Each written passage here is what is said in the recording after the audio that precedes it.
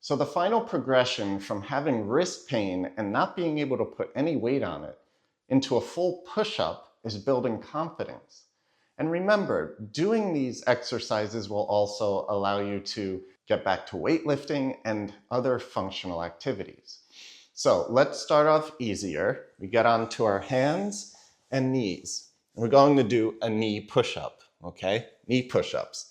So get on your knees and you push up and back up. If you could let your chest touch the floor, that's great. And you want to do 5 to 10, 15 of those. You progress to an actual push-up, okay? Get your hands shoulder width apart, feet. Let's bring them together. Okay, tight core and push up. And push up.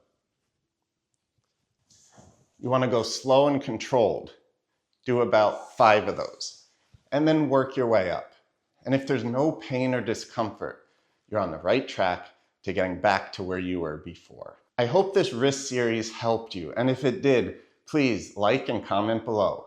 Again, if you have any questions, write them in the comments and I will answer you. If you enjoyed this video series or feel that someone else can benefit from it, please share it with them. I want to spread the word to improving wrist strength, reducing pain, and just living a better life. Keep watching Ask Dr. L.